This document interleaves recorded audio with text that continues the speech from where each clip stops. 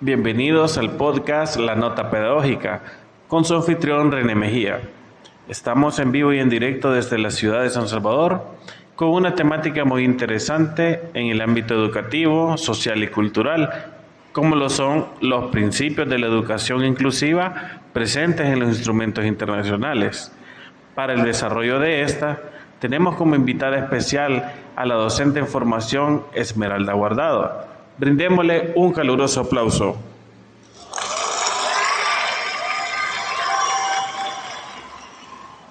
Hola Esmeralda, ¿qué tal? Bienvenida a nuestro estudio.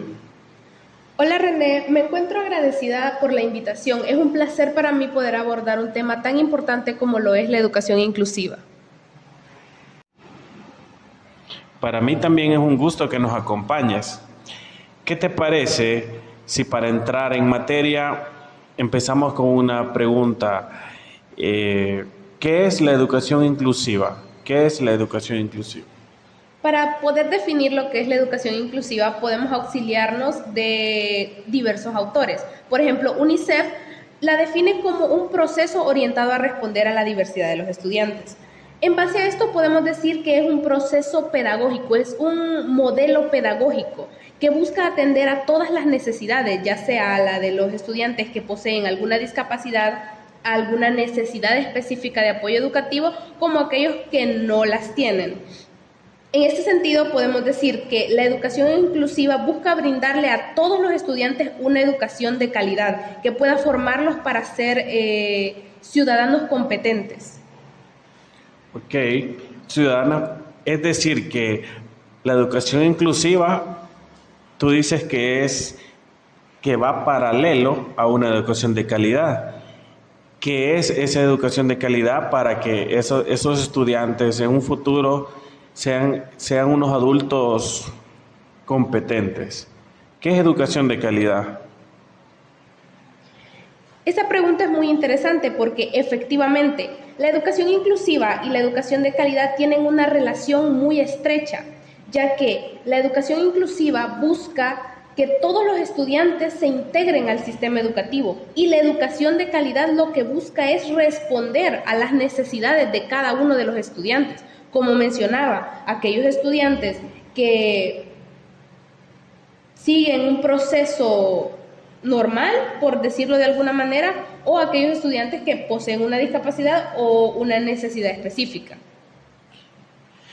Ok, entiendo que aquellas personas con esas capacidades especiales, los docentes, los padres de familia se deben de enfocar en aquellas necesidades específicas, es decir, aquello que les impide tener una educación digna o de calidad. ¿Cuáles son esas necesidades específicas para usted?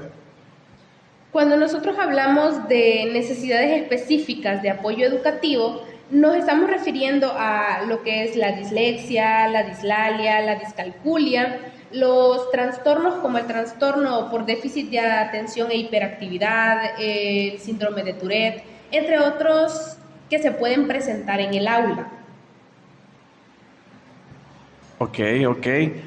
Entonces, estamos hablando que hay diferentes trastornos, necesidades específicas, aquellas condiciones especiales que tienen los estudiantes. Entonces, mi pregunta es, si siempre han existido estas necesidades especiales, estas, por decirlo así, discapacidad en los estudiantes, ¿siempre ha existido esto o cómo es la situación? ¿O por qué ahora toma más auge este tema? Si siempre han estado en el ámbito educativo, en la sociedad, ¿por qué en estos momentos, en 2023, cobra más auge este tema?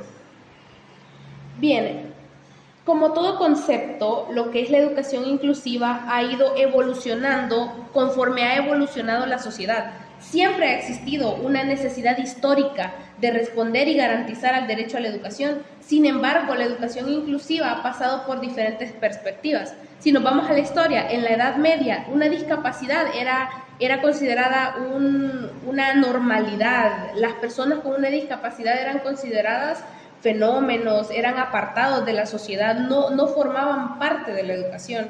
En el Renacimiento se considera que estas personas sí deben ser educadas, pero se les deja la educación a instituciones clínicas, se envían a manicomios, a hospitales, a clínicas especiales.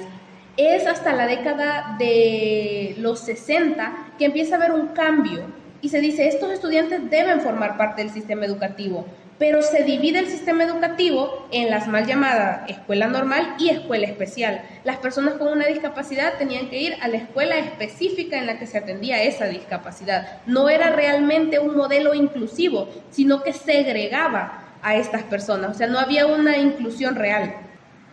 Bueno, me parece muy interesante ese contexto histórico, como en la década de los 60, cómo dividían, por decirlo así, entre comillas, esa escuela normal con las personas que tenían necesidades especiales.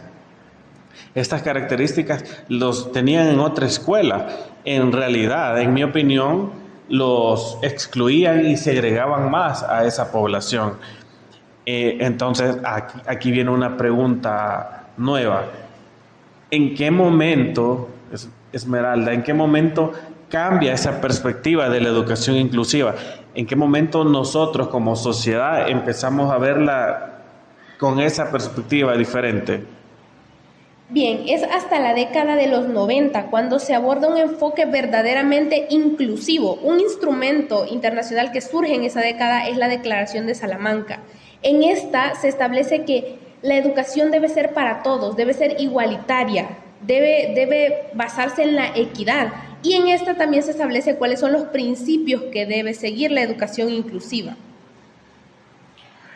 Ok, menciona usted esos principios de la educación inclusiva.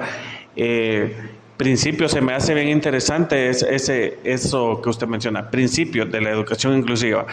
¿Qué son estos y para qué nos sirven en nuestra sociedad, en el ámbito educativo? ¿Para qué nos sirven estos principios? Para poder entender en específico los principios de la educación inclusiva, primero es importante tener en cuenta que un principio, según la Real Academia Española, es una base, un origen, una razón fundamental. Por lo tanto, los principios de la educación inclusiva se refiere a aquellos ideales que se pretenden desarrollar en el proceso educativo. Entonces, son importantes para que realmente logremos alcanzar esa educación inclusiva que nos lleve a una educación de calidad.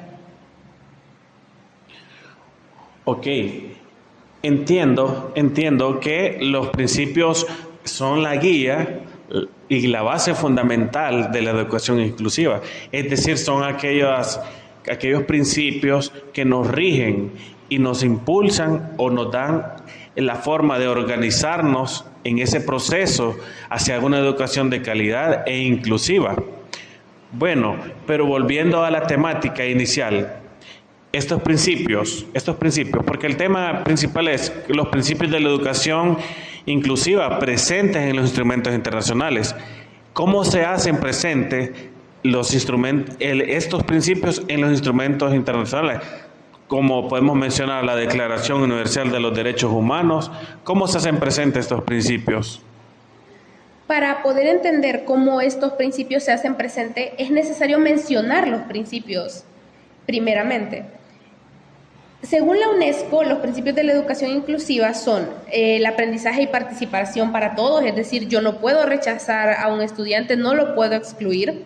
El respeto a la diversidad, porque en un salón vamos a encontrar niños con sus características, con sus fortalezas, sus debilidades, y como ya mencionamos, algunos pueden llegar a presentar una necesidad específica. También otro de los principios es apoyo y colaboración. Yo como docente tengo que estar siempre en la disposición de ayudar a mis estudiantes con cualquier dificultad que ellos puedan encontrar en el proceso. También se tiene que tener un enfoque centrado en el estudiante. Yo debo respetar la diversidad que existe en el salón y trabajar para atender a esa diversidad. Tenemos también el acceso y entornos inclusivos. Esto va más enfocado a eliminar esas barreras físicas, comunicativas y de cualquier otro tipo que se presenten en el salón. Por ejemplo, si hay un niño en silla de ruedas, que existan rampas para que él pueda acceder a los salones de clase y a las demás áreas del centro escolar. Y también la educación de calidad para todos. Como ya dijimos, la educación inclusiva está ligada a la educación de calidad. Ahora, hablando de los instrumentos internacionales, en la Declaración Universal de los Derechos Humanos podemos encontrar la educación inclusiva en el artículo 1, 2 y 26. En el artículo 1 y 2 hablamos del derecho que tiene toda persona a vivir libre de discriminación, pues todas nacemos iguales en dignidad y también iguales en libertades y derechos. Y en el artículo 26 se habla específicamente del derecho a la educación. Tenemos también la Convención sobre los Derechos del Niño, que establece que todos los niños deben recibir una educación inclusiva. Tenemos la Declaración de Salamanca, que como ya mencionamos es bastante importante porque en ella se encuentran los principios y directrices de la educación inclusiva. En el caso del Convenio sobre los derechos de las personas con discapacidad del 2006, reconoce que las personas con discapacidad tienen este derecho a una educación inclusiva, a un trato igualitario, a un acceso igualitario, a la eliminación de las barreras que no les permitan acceder a la educación. Y finalmente tenemos los Objetivos de Desarrollo Sostenible, Educación de Calidad del año 2015. En este se busca garantizar una educación inclusiva. Bueno, me parece muy interesante lo que tú has mencionado acerca de cómo estos principios de la educación inclusiva se presentan en estos instrumentos internacionales. Esmeralda, pues a manera de concluir, ¿cómo podríamos generalizar o abordar toda esta información que hemos escuchado hoy? ¿Qué nos podrías mencionar? Recapitulando un poco, es importante decir que la educación inclusiva es esencial para alcanzar esa educación de calidad que tanto necesita nuestro país. De igual forma, es necesario seguir los principios de la educación inclusiva que están presentes en estos instrumentos que ha ratificado El Salvador. En conclusión, la educación inclusiva es la herramienta que nos va a llevar a garantizar el derecho a la educación de la primera infancia, niñez y adolescencia. Bueno, muchas gracias, Esmeralda. Pues te agradezco por el tiempo que te has tomado para venir a nuestro estudio, para poder conversar un poco acerca de la educación inclusiva y sus principios. Y pues te esperamos pronto, que vuelvas, que nos acompañes y sigamos conversando de esta manera amena. Al contrario, fue un gusto estar aquí y poder compartir este día. Bueno, mi estimado público, así nos despedimos de este podcast. Y nos vemos la próxima semana en la misma hora, en el mismo canal. Y adiós.